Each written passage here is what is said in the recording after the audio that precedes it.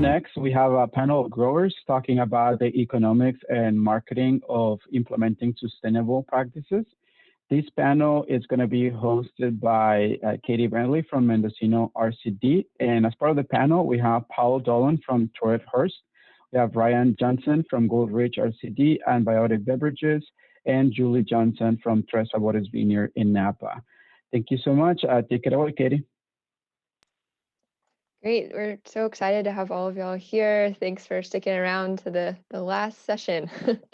But I want to not say too much about you and leave that straight to you. So I'm just going to dive straight in on how about we talk about Ryan first. He's one of our RCD members too, but it is speaking about his other endeavor. So you want to start for us?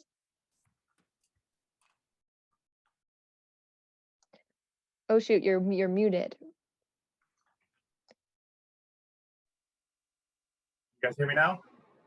Sounds great. Yes. Hey everyone, great to be here with you all. Yeah, I'm a conservation planner 1 day a week for the RCD, so I love having a foot in that world, but most of my time is working with my family business, which I'm a co-owner of with my dad and brother. It's called Biotic Brands. We're based in Petaluma, and we're a probiotic beverage producer. And there's a lot of wine folks. We're also in the beverage space, and I'm up and comer in a slightly different aspect of the beverage space.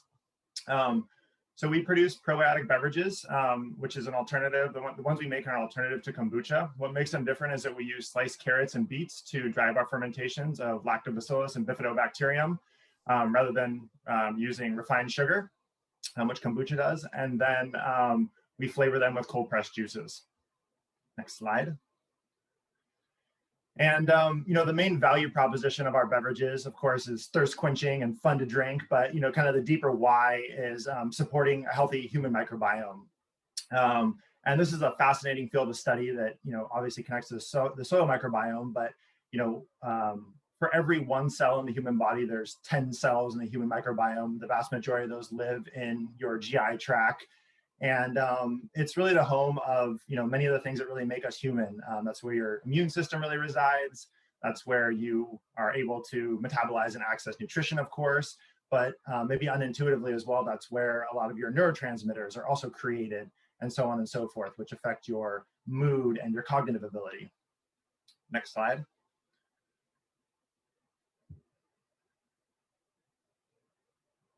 So said another way, what makes us human, what literally gives a texture to our day-to-day lives, if we have bloat or we have brain fog or we're sick, is actually not human. And we really are trying to bring that narrative forth with our beverages and kind of invite people into this consciousness shift that I think we're working on in kind of all facets of our culture across the planet.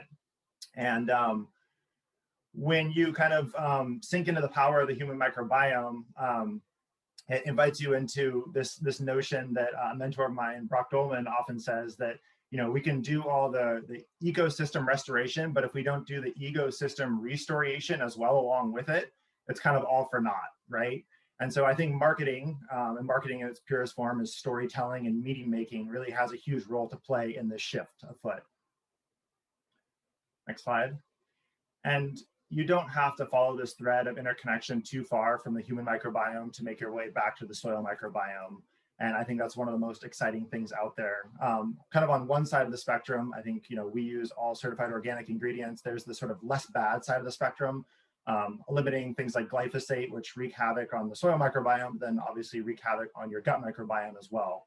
That's kind of the less bad side of it. I think the more exciting frontier, where I think we're all excited and kind of looking at that horizon, is the potential in healthy soils to actually create more nutrient-dense food and also address climate change, of course. And so, we can only do so much in terms of delivering quality within our operation if we don't go the next step up. And we're not actually growers ourselves, but if we don't work within our supply web, as so many of the grape growers know here, that's really where the quality is made first and foremost. So we're excited to start doing that work.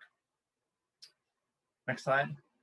And so just to talk briefly about some of the facets of our environmental work and our soil health work.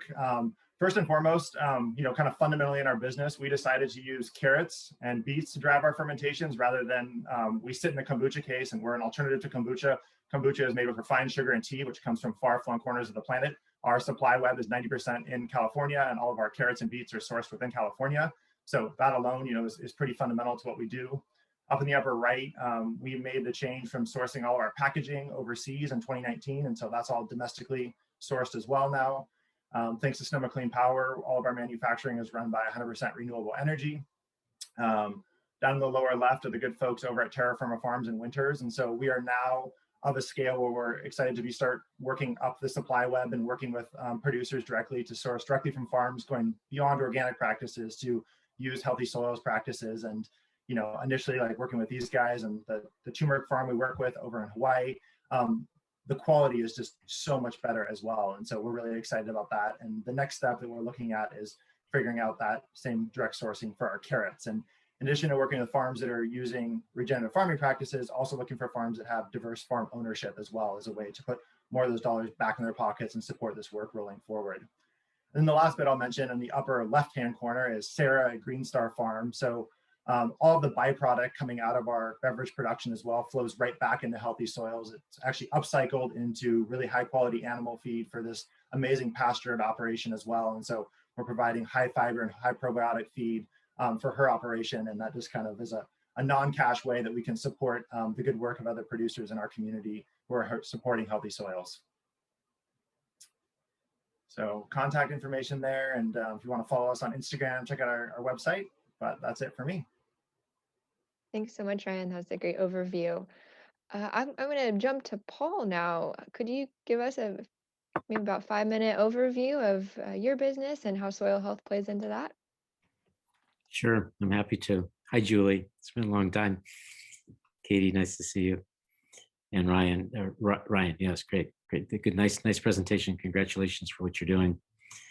I just some sort of brief comments, just sort of personal comments. So, I've been involved in this conversation around regenerative, sustainable, organic, biodynamic for a really long time. And, my personal commitment for the longest time is to help generate this conversation and so that we can start to create the shift that we need to create. And so thank you guys for doing what you're doing, because every time, we talk about it, every time we share it, it makes a difference. And clearly, the nature of this conversation today is quite different than it would have been 10 years ago. I mean, the healthy soil concept wasn't even, we didn't talk healthy soils. We talked other things, but sustainability 20 years ago was a brand new word relative to the way we were using it. And so the nature of this conversation is really coming to life. Actually, I like to say that the new farming methods going forward, whether it's organic or biodynamic, or what I'm involved now is with regenerative organic, is really all farming in service of life. And so, and you can look at that from every metaphor you want, but until we start orienting ourselves with that simple orientation, we won't bring back the health of the planet. It's really that simple. So thanks for the slide. This is my home ranch up in Mendocino.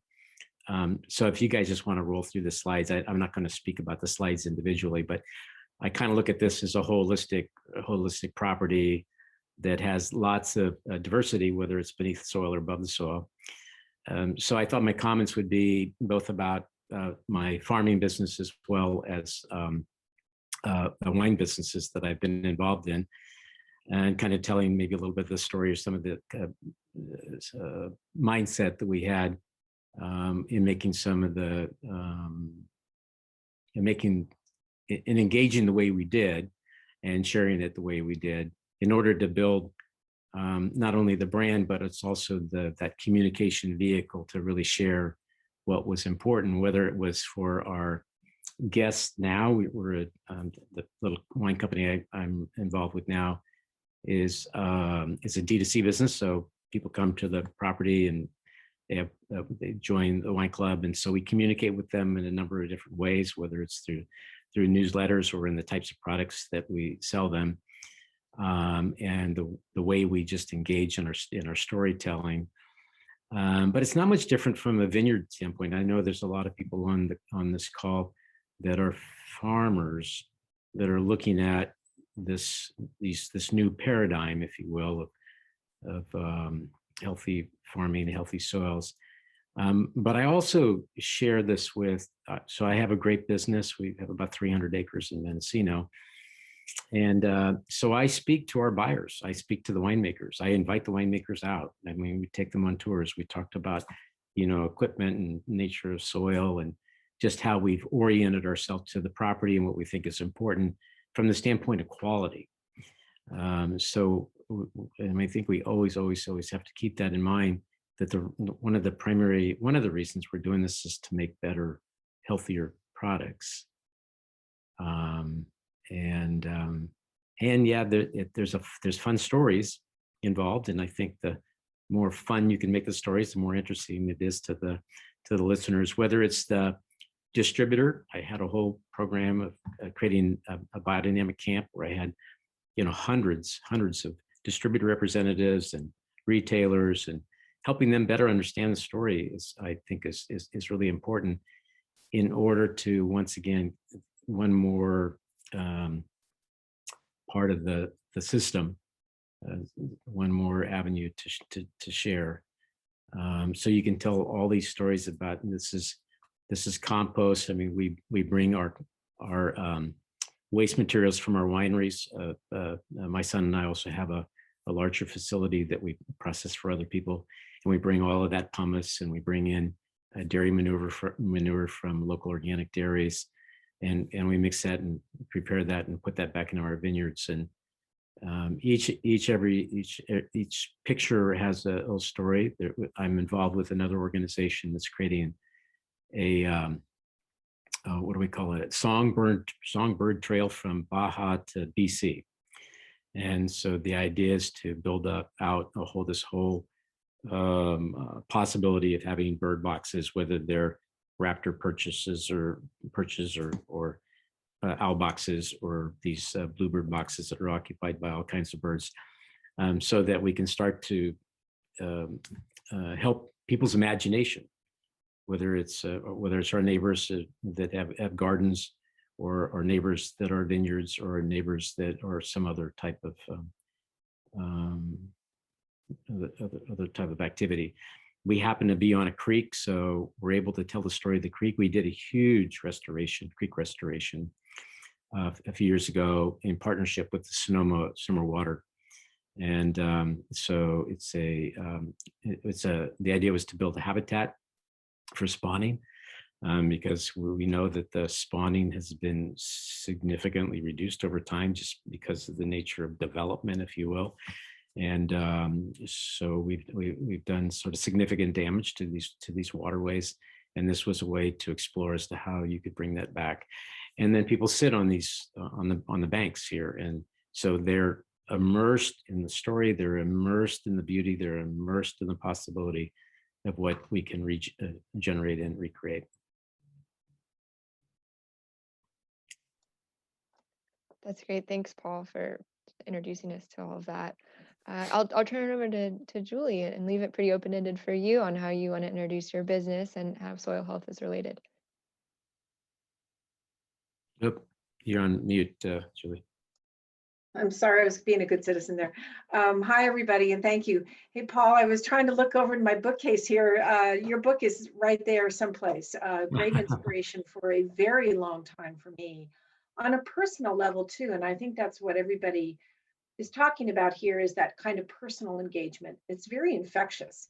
It's very conducive to sharing and to engaging people, I think. And I think, Paul, you've done that a lot. A shout out to Miguel and the RCD for continuing to push farmers in a direction, in my case, towards actually not even talking about sequestering carbon, but evaluating what I'm actually doing. So there's one thing in being a small, very small farmer that I think is important, and that's setting out some goals. But another thing is actually measuring what you're doing. So you have goals, you have questions, and then you come to a point where, as we've just heard from the last presenter, it's a challenge, especially in organics, to get the information that we need. But continuing to push that story and continuing to push the information, the acquisition of information, important information, not just anecdotal information, for people, I think really makes a difference. I also want to talk back and give a nod to Kelly and to the whole Alan Savory Institute. That his contribution, I don't think can be underplayed. I mean, it's just played a tremendous idea in the way that I'm working with sheep systems, and I'm actually hoping to get better with my sheep systems now. At Tres Sabores, I've been here in this little vineyard since 1987. It's a vineyard that was planted in 1971. So we're one of now, unfortunately, with all of the replanting to Cabernet here in Rutherford, we're probably one of the oldest vineyard, Zinfandel vineyards now. Since that time, we immediately converted to a CCOF programming. We've brought in animals. We've continued to do compost and cover cropping with an emphasis on changing out the cover crop and planting more species now that it's easier to get organic cover crop seeds, changing those out and going for diversity. Diversity not only in terms of what those seeds do, but when there's flowering and when you're enabled to leave some of the flowers out there for forage for your animals, for predator insects, beneficial insects, as well as for bees. We're also working very closely while working with my son to work on conservation tillage. And so we've brought in we're a dry farm and have been for over 30 years now, which is a challenge right now with the biggest drought since the late 70s, right? But we've been working with the crimping system of late and trying to transition ourselves. I think if I can get better at my sheep systems, that the whole thing really might come together. So the dry farming has tended to work very well here. And we know that now over the last 30 years, we've managed to build we've had core samples taken through the Vincennes program, David Ebert now it was at Purdue, now at Oklahoma State. Vincennes offered us core samples that allowed us to see that we have pretty great engagement vertically in the soil, the depth of where we were able to find worm casings, for example, in some parts of the vineyard now 5 feet deep. So we're doing something there to engage that soil. Hedgerows, I think nobody has really touched on that, but Paul, your slides were beautiful. And hedgerows, I think the question has been posed, what can you do to start on this program? Well, hedgerows for me were one of the easiest things to put in, and specifically for diversity, for forage, for vertical systems, for all sorts of animals and birds to engage with. It's even one little step in that regard. We use pomegranates as an illustration of regenerative farming. We use pomegranates because they're great species in general. They're not quite native, but they've been here for 400 years. They're very adaptive. And we use the pomegranates for everything from vinegar to bee and hummingbird feed, essentially natural feed, all the way through our pomegranate and paella party every year, where we literally draw people in. We have them drink pomegranate margaritas, and that helps, but we draw people in, and it's like an active engagement. Taste the various pomegranates, see what we do with it. Know that the pomegranate material goes back in to create the manure that we use our sheep and chicken systems to use to do compost. So people are brought into that, and I think it's very compelling to have that. It's very persuasive for people to take one small step. If we engage our guests at the vineyard to go out and be able to pick a pomegranate or taste a pomegranate, it's like encouraging them, especially this time of the year. Go out and share your energy in the vineyard. Bring that energy back. Cycle that energy, because there's a real engagement factor here. And then if people really get interested, then you start pulling the bell beans and showing them the rhizomatic bacteria colonies. And then that just leads you on and on and on to engaging more. We used to have a grower who followed our practices at Frog's Leap, but the famous thing is when we challenged him, and he said, "Hey," we said, "Hey, you're almost organic now. Things are really, really working well. The quality of the grapes is improving and so on. And he was like, no goddamn way. But so sometimes people don't want to be engaged with the big O word, but they will see that everything else meets their kind of hearts and minds. So, sometimes it's just engagement is not so much getting people to sign on or to something. It's just really getting them to practice engaging. People come to vineyards like yours, Paul, and it's clear that they feel like they can really step into it. And I think we do ourselves in general a disservice by isolating ourselves with big fancy windows. I think part of the thing is to not only, and this is partly, I think, for what one of my goals is not only to engage my customers, but even more importantly, to engage my employees as to the why and the how across all the systems at the winery. It's not a buy-in question at all. I don't like that kind of term. I don't think it's very effective. I think it's an engagement in a process of persuasion. So if we can show actively in our vineyard what we're doing to ourselves and continuing trying to be better scientists, good scientists all the way along the way, I think that's really, really great. So here at Tres Sabores, the emphasis is producing really good wine and getting people to understand where it comes from. Things have roots. There's a reason, and hopefully you like the wine, and there you are. Excellent. Thank you. Well, you all spoke a bit to engagement and how you're trying to engage your consumer and sometimes even your employees and whoever you're trying to work with. But are there other specific tools or partnerships or strategies that have helped you actually be profitable by featuring these sustainable and environmental practices that you have? Let's just start back again with Ryan.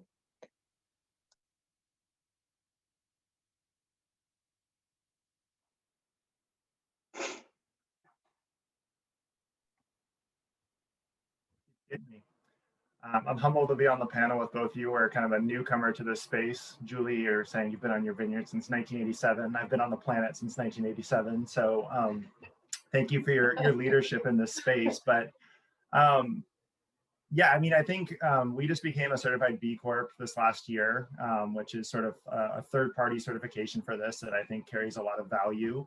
And for us, it's telling a differentiated story. Like, we're one of the only ones in the kombucha case where we're found in grocery. We don't have the fortune at this point of selling D2C, where we sell pretty much only to retailers. And so those retailers across the West Coast, like, we sit in this case, and I think are really trying to be a beacon for this different way of being. And that to us has been really important. And for us, that usually shows up in the conversation with the buyers. And so, yes, always first and foremost deliver a better product. Like, the product quality always has to be there, but I think what you do to build a long-term relationship is have all of these other co-benefits and the deeper why surrounded in there. I think all humans intrinsically need a sense of purpose and meaning, and I think by embodying these practices, that's a way of sort of embodying it as a brand. And the buyers are looking for it as well. I think they're all aware that this notion of regenerative agriculture or regenerative organic is coming. A lot of them are quite educated on it, but when you come and give them the opportunity to engage in that, that's oftentimes very compelling. Absolutely. Paul, any specific economic or marketing strategies that you'd like to highlight?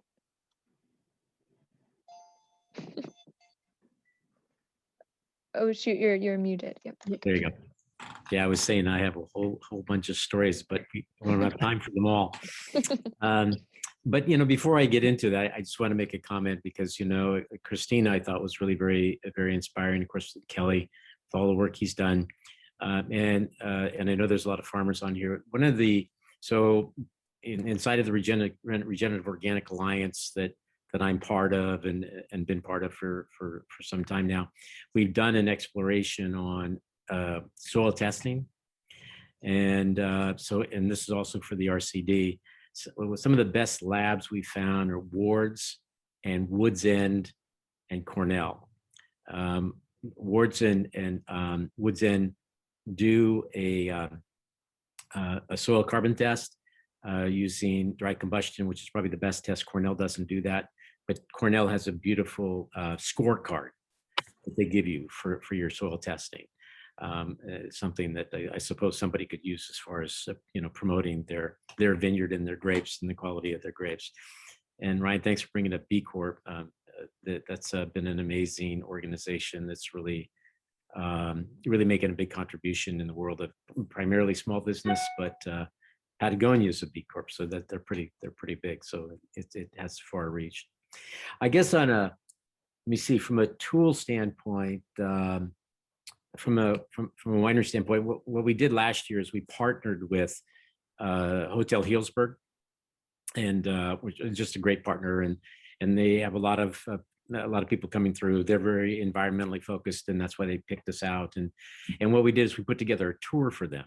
So when we have people come to the property to taste wine, we also offer them a tour. And the tour is, you saw some of the property there. So we can talk about all of the different aspects that we engage in relative to the impact that it has on our wines and the quality of our wines. And then of course we can taste the wines, and they can see the what I say is the ontological expression of our particular place that comes as a result of the environmental things that we do. We're currently building out a biodynamic story and a biodynamic tour so that they can see the rain tower that captures water, and then it goes down through a flow form, and then we mix the biodynamic preps, and we can show them where we buried the preps and the horns and all of that. Now that's a different kind of story, and I don't always necessarily recommend that, but I've been doing it for a long time. It seems to work okay. I don't think I scared anybody too badly. So that's on the visitor side.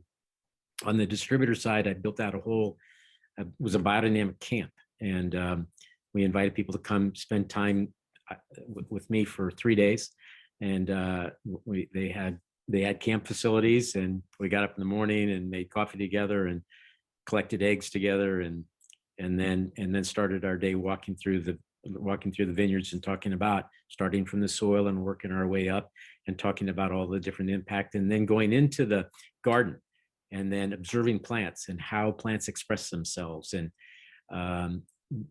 from the standpoint of the elemental expression, whether it's water or earth or fire, and then how we would then therefore engage with those plants relative to food preparation. But then also, how do you read a grapevine? So how do you read a Chardonnay plant different than a Cabernet plant versus a Zinfandel plant? They express themselves differently. They show up differently. They have different needs. And therefore, you would plant them in a particular place or not, on a hillside or down near the water, kind of depending on the plant itself and its elemental sign and its expression. So there's all of those. There's so many ways to capture the imagination of those that you're sharing with, because essentially that's what storytelling is. It's capturing people's imagination. And each property, I know Julie's done an amazing job with her property in Napa, so people know that that's the place that you go in order to get a fuller expression of her relationship with her environment and the importance of that and the expression of the quality of her wines. So the stories work their way around the industry. I mean, Kelly has been telling this story, Melville, for a long time. So we know about Kelly and all of the different places that he's gone. So he's contributed to the nature of this general conversation. It's still not, when organic food only represents, less than 10% of food, and organic wine is even less than that. Biodynamic wine, so I'm a biodynamic farmer as well, and been involved in Demeter, and I do that. That conversation is a really tiny conversation, but it has a beautiful expression to it. There's a beautiful story behind it that's really captures people's imagination. So whether it's about the microbiome and how you tell that story, I've done it in pictures. I've had paintings done in order to be able to express the breadth of that and its relationship inside of the larger system, there's many, many, many ways. Excellent.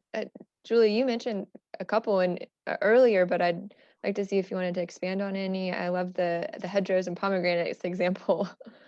Well, and I think part of strengthening all of this is alliance, and what can a really tiny place like mine do, or what can you do if you're one individual in a much larger organization? Well, you can start, but you can also, we've always sort of parlayed associations and affiliations, and a few of mine that I found particularly helpful, RCD, for example, Napa Green, definitely bringing that along. Third-party systems, I think, are important. Wild Farm Alliance, oh man, they're doing some really wonderful things. Or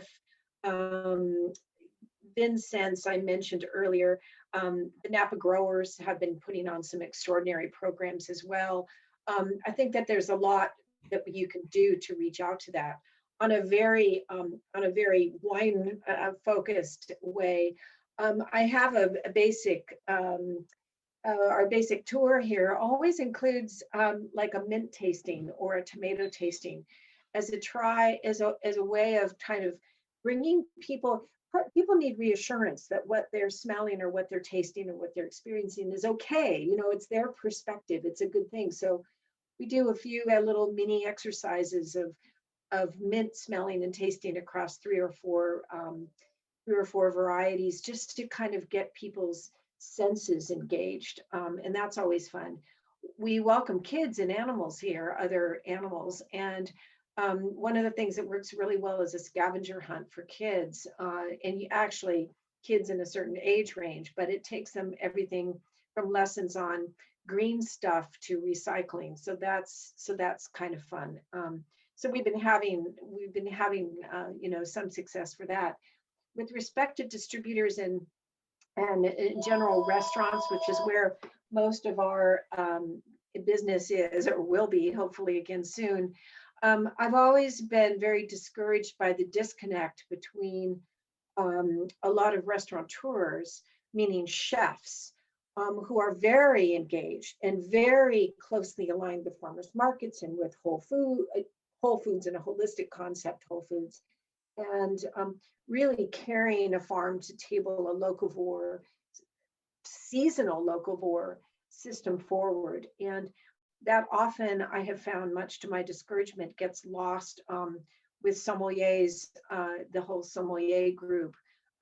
There's quite often a disconnect. And I think what people can do out there in general is all of us can continue to push for meeting those goals, having those goals together as an organization, even like that, and showing the way, giving them some reason, because you have tasty wine or whatever, tasty products, you have a reason for them to work and to integrate their own philosophy systems, so to come out with something that's whole. Otherwise, it's never made a lot of sense to me. So really just continuing to push everybody to engage and work and get people out there as well, and making time actually for employees to engage with visuals, with seminars, with paying for the time and for their engagement is I think helpful too. Haven't really mentioned the whole idea of safety and personal nutrition as well. So we all know one of the best soil models out there is basically our gut turned inside out, and trying to look at how we as healthy systems ourselves really are reflected or can be reflected in the story of healthy soils is pretty amazing. I used to be a nurse. I love all that stuff, and trying to share that with people, I think can be effective if they're interested. So Wonderful. Picture. I just wanted to say, pictures do, engage. We're trying to post more and more on Instagram, for example, and more social engagement, aligning with some of the targeting some of the social and press people out there who really are engaged themselves. It's really Elaine Brown comes to mind, for example. It's really a great champion, and aligning with those people is important. Sure. And we've been having most of the conversation focused on marketing, I would say at this point. I wanted to shift a bit more specifically to the economics of your business and how your regenerative, soil health, organic, whatever your labels you use are, whatever those practices are, and also combating climate change, how all of that helps your bottom line or actually is economically feasible. I know that's a pretty big question, but take whatever piece of it you want. And I think that might be one of our last questions before we open it up to the audience. So just take a few minutes each for that, please. I can start. Please. I'm ashamed to say I don't really know. And I think that's one of the things that the RCD and Napa Green actually as well are trying to, as you really are the story of engaging with climate health and is one of really having tools and looking at it as your balance sheet. I mean, if you're a bigger organization, you really do need to be able to justify and show that there's a relationship between your investment and that very, very small farm. It's sort of like, am I still solvent? which sounds frivolous and trite, but indeed, if it's all working, then it's coming back to you all the time. So I wish I had more tools. Part of it is being a small organization.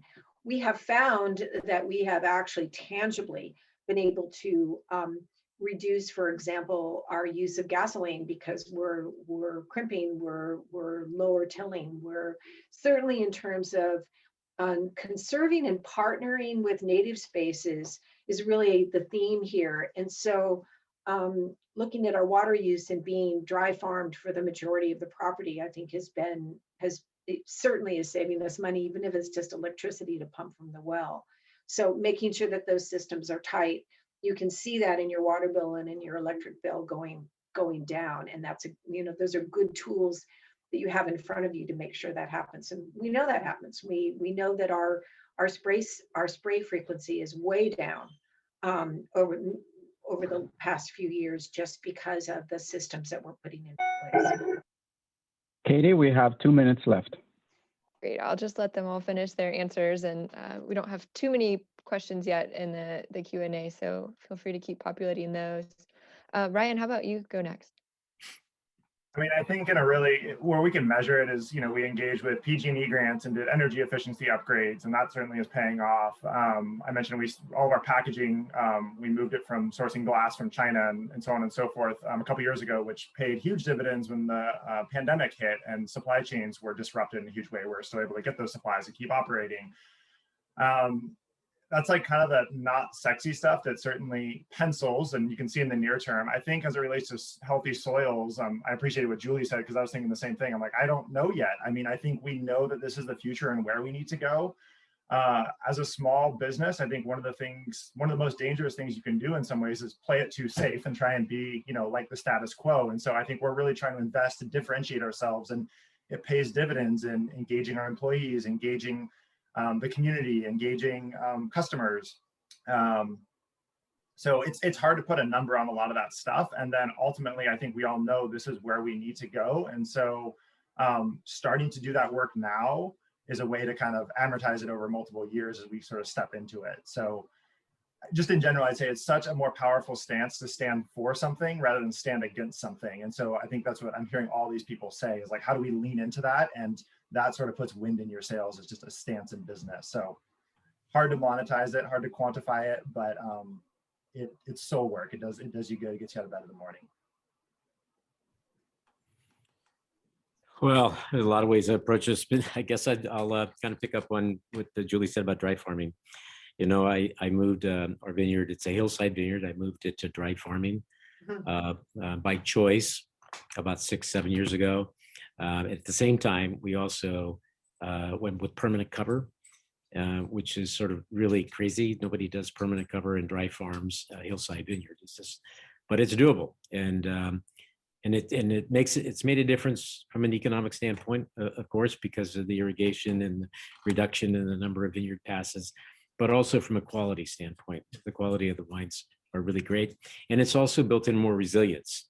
So we built that more restorative capacity. In order to be able to dry farm, we went from 1% organic matter in our soils to 4%. So 3% increase, as Kelly said, would be, in his numbers, could be 70,000 gallons of additional water holding capacity per acre. Well, that's huge. And then particularly in a year like this, where the water has come quite sparingly, and we're fortunate that our soils do soak up the water, as Kelly was describing in his presentation. So those things on a really just a simple framework clearly make a difference. You know, I was just doing a consult for a vineyard yesterday, or the day before, I guess, and a big vineyard, several hundred acres on a really large property, all organic, probably one of the more beautiful vineyards and so beautifully managed vineyards that I've seen in a long time. All permanent cover, 100% permanent cover under the vines everywhere. They don't do a strip, weed strip under the vine. Really, really, really fascinating. And what showed up for him is worms in the vineyard. Now, who talks about worms in the vineyard? I mean, I read a story about this guy, Claude Bourguignon in France, who talks a lot about it, but it just so makes sense. If you're creating that kind of healthy biome in your soil, now the worms are doing the work for you. And clearly we know how a worm works, right? And those castings actually start to build it up in the soil. So you're not out here doing your worm farm and then bringing it over and then trying to spread it in a tea or something else. So any way that you can take what nature provides, i.e. the carbon or photosynthesis working its way down through the plant into the soil, or nitrogen, fixing plants, bringing nitrogen naturally into the soil, that it's sort of built into the nature, the dynamic of the system, then you're saving money, as Kelly also pointed to, all of those macronutrients and micronutrients that we think about all the time. How can you use the life force underneath the soil, just break those things down, make them available? All of that is an economic contribution. And if you can find a way to tell that story to whoever you're engaged with in the supply chain, ideally your consumers, that incites their interest, it definitely pays off. Solar power, we've got, most of our facilities have solar now, and it's huge.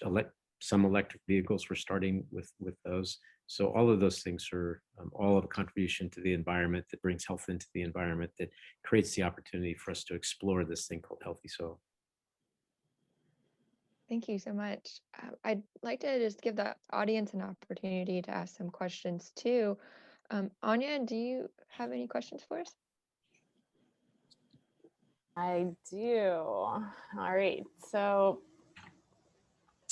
I will maybe start off with Julie for this one, but I'd appreciate it if the other panelists could chime in as well. In terms of terminology that you used, does using terms like biological or regenerative help, where the big O word might be a kind of a block for some folks? So sort of what terminology do you see being a little bit more palatable on the market?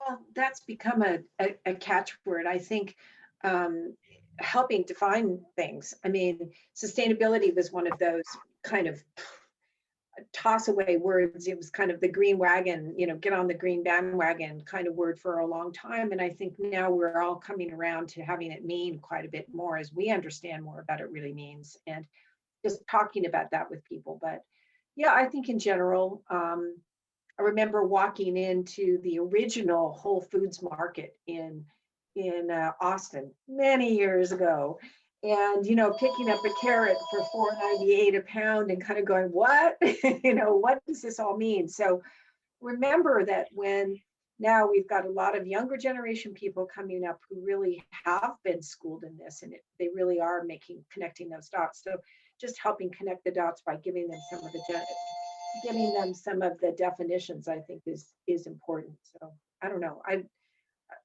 trying on any of it, whatever it relates, however it relates to anybody. Natural is a little bit quite a bit more difficult because of the relationship to natural wine, whatever that is, for me. But we try on any level that we could get to. Like, here's the green thing. As somebody said to me the other day, all I get is that this is a fruity white wine. And I'm like, fine, this is great. We can take it from there. So, yeah, this term, the term regenerative is somewhat, yeah, it's almost kind of replacing sustainable, as Julie points out. And I think there's a danger in that. I mean, I do think that there is a lot of really good movement inside of the conceptual framework of regenerative. Less inputs, less extraction, I think is basically the general idea.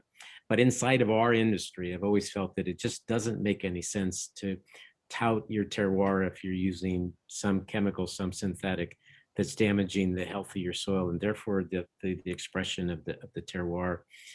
The organization that I linked up with recently and spending quite a bit of time expanding my understanding here is Regenerative Organic. And Regenerative Organic is organized around, one, your farming operations that need to be organically certified. And then on top of that, we've created this whole framework for what does it mean to be regenerative. And there's different practices that we engage in, but it also includes animal welfare. And the third leg of that is social justice. How are we treating our people? So in this country, we haven't engaged in that conversation yet. And so thankful to Patagonia and Bronner's and Rodeo, our partners in this process, is we're expanding the understanding and appreciation of regenerative. I simply describe regenerative as building the restorative capacity in the soil to help build resilience, whether it's resilience in your farm or resilience in the health of your community or resilience in our own health. We want to give value to the word regenerative, and I don't think we want to detract it. That's why we've coupled the two, because I don't think you can say you're building restorative capacity if you're still using synthetics. Yeah, it is a loop, isn't it, Paul? I mean, it's a loop, and it's, so for some people they relate to it. It's a kumbaya. This is the kumbaya moment here that you're talking about, but it isn't authentic. I think what people really identify with is if they get pretty quickly, is this authentic? Are you just spinning something on me? So I think that's what you say is really important. That's a very good point.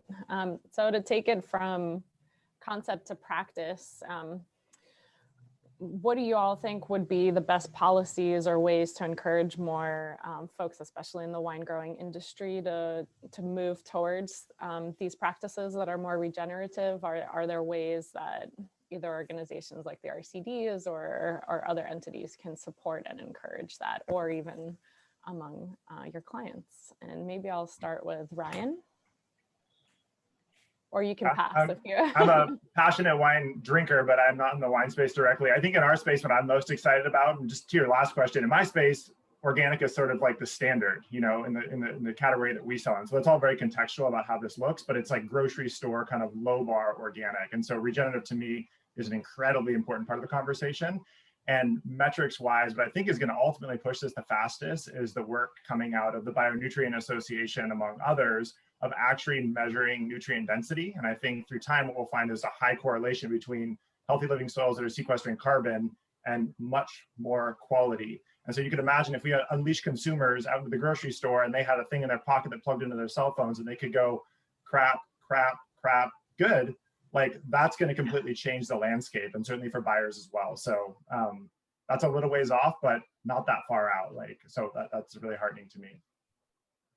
Yeah, I think there's actually been testing in strawberries to say higher strawberries with higher nutrient contents actually not only taste better, but they really, organically grown strawberries really have more oomph, and underscores regenerative farming. I mean, grapevines really are, we have this incredible relationship with them. They are one of the most resilient and long-lived perennials that are out there, really.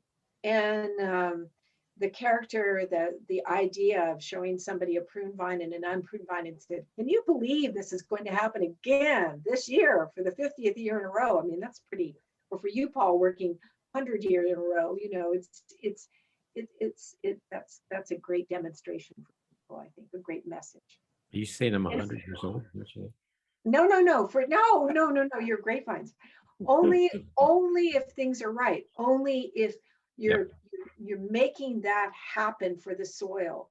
Mm-hmm. Soil health, you know, carbon sequestration throughout that vine. We're not just talking about, we're talking about the corks that we use. Connecting all those dots is really key, and the social element.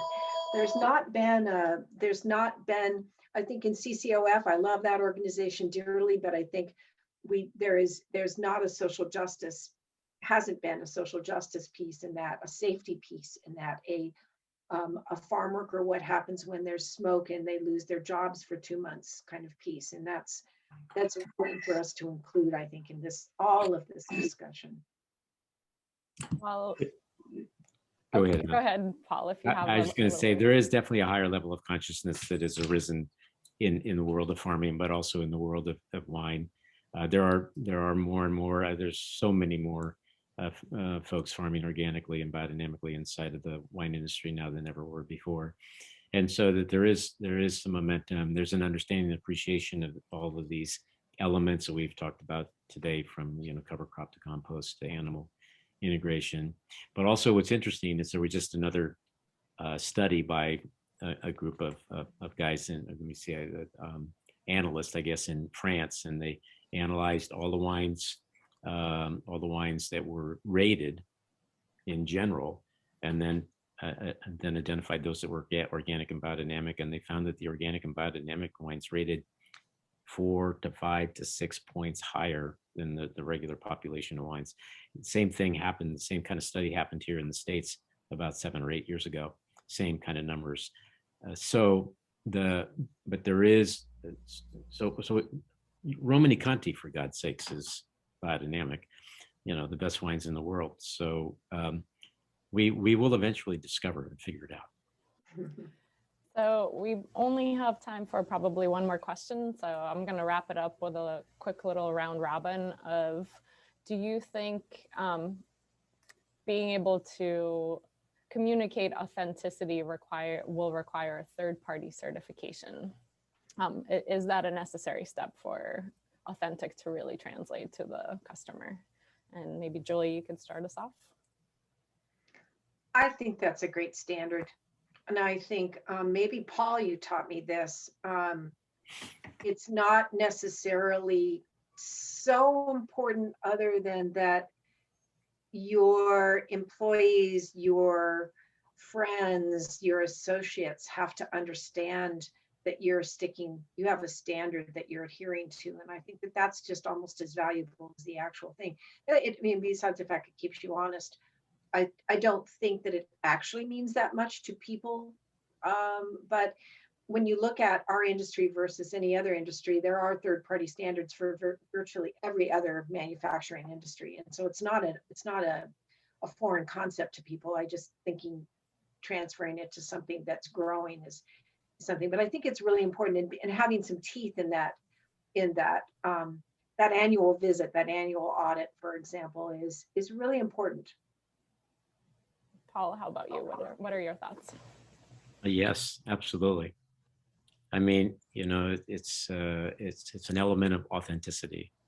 It's an element of integrity. And when I say integrity, I mean more, not the more moral sense of it, but more the workability.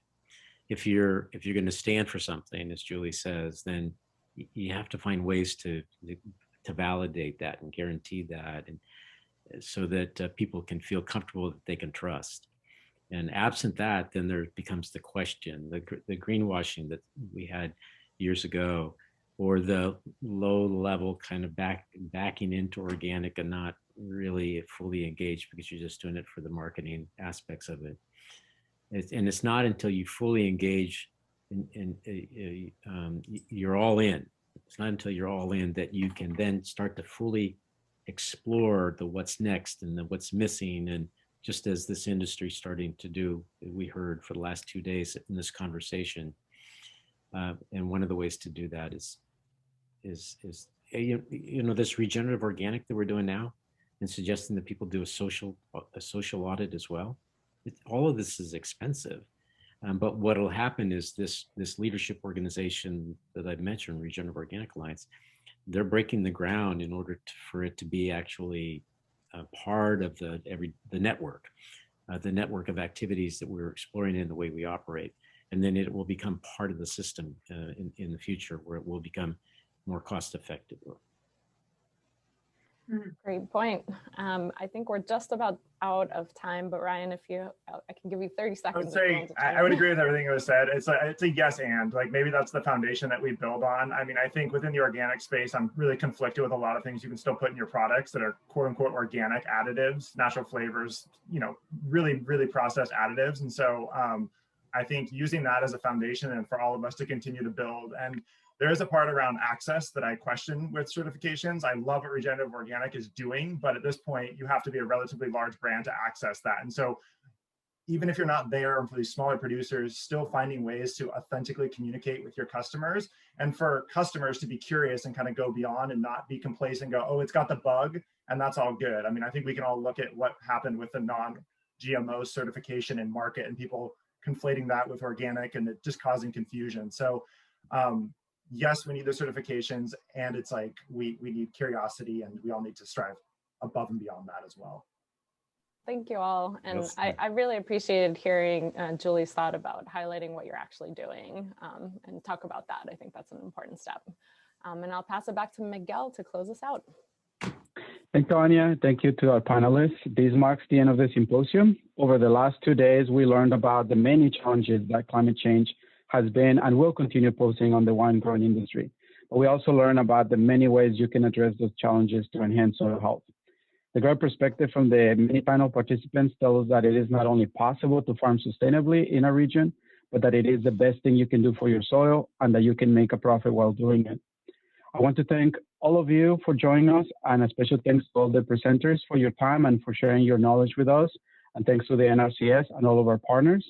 I would like to ask now all of the Soil Hub team members to turn on your cameras. This event simply would have not been possible without the hard work and dedication of every single one of you. The North Coast Resource Conservation Districts are here for you. Please reach out to your local RCD. We are always happy to hear from you. We hope everybody enjoyed the presentations and has something to take home. The North Coast Soil Hub will continue the hard work, and we will look forward to working with all of you to help you improve soil health, increase resiliency, stay ahead of the regulatory curve, save money, help the environment, and enhance marketability. The video from yesterday is now available on our website, and the video from today will be available early next week.